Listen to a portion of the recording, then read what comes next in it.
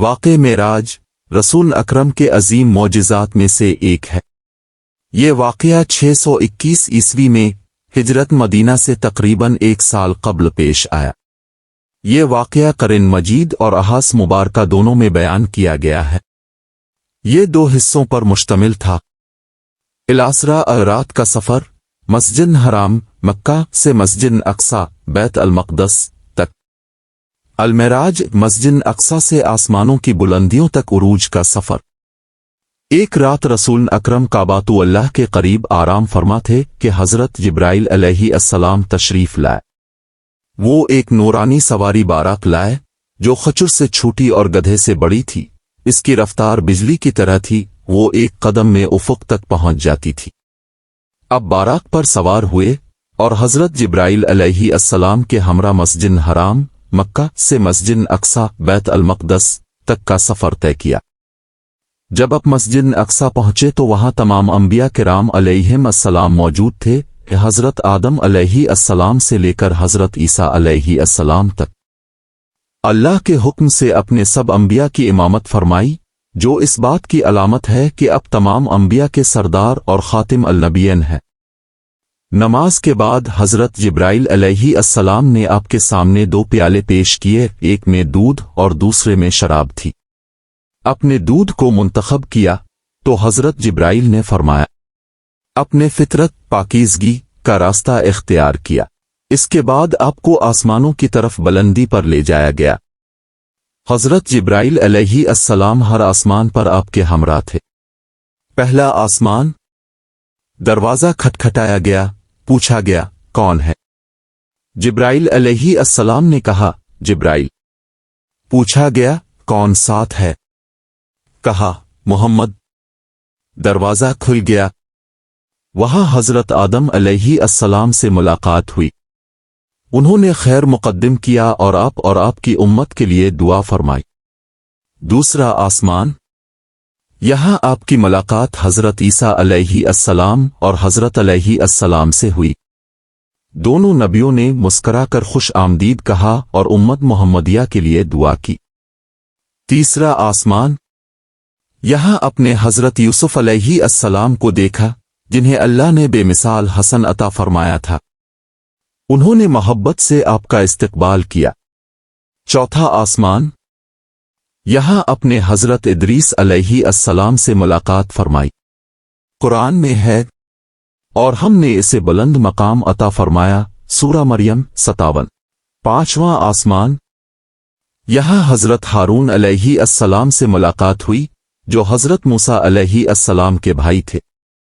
انہوں نے بھی آپ کو خوش آمدید کہا۔ چھٹا آسمان، یہاں اپنے حضرت موسیٰ علیہ السلام سے ملاقات کی۔ موسیٰ علیہ السلام رو پڑے۔ جب پوچھا گیا کیوں، تو انہوں نے فرمایا، میرے بعد ایک نبی آئے گا جن کی امت مجھ سے زیادہ جنت میں داخل ہوگی۔ ساتواں آسمان، یہاں آپ کی ملاقات حضرت ابراہیم علیہ السلام سے ہوئی جو بیت المعمور کے قریب آرام فرما تھے، وہ مقام جہاں روزانہ 70,000 فرشتے عبادت کرتے ہیں۔ حضرت ابراہیم علیہ السلام نے فرمایا، اے محمد، اپنی امت کو میرا سلام کہنا اور کہنا کہ جنت کی زمین بڑی عمدہ ہے اور اس کا پانی میٹھا ہے مگر وہ بنجر ہے۔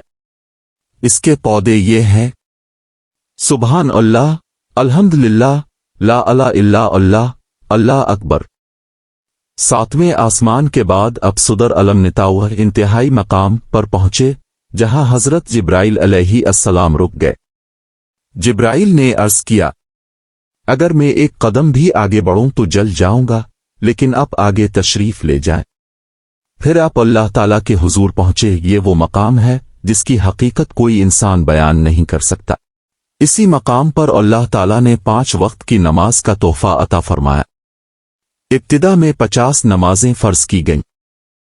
واپسی پر حضرت موسیٰ علیہ السلام نے عرض کیا، آپ کی امت 50 نمازیں ادا نہیں کر سکے گی، واپس جائیے اور تخفیف کی درخواست کیجیے۔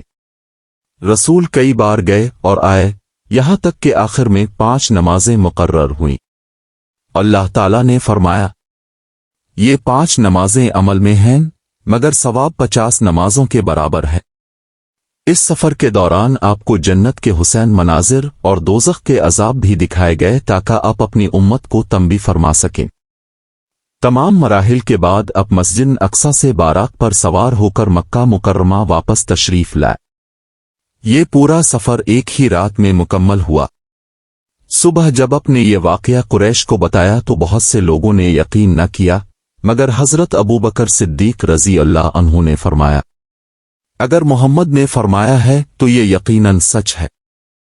اسی دن انہیں صدیق کا لقب ملا۔ رسول اکرم کی عظمت اور اللہ نے آپ کو تمام مخلوقات پر فضیلت دی۔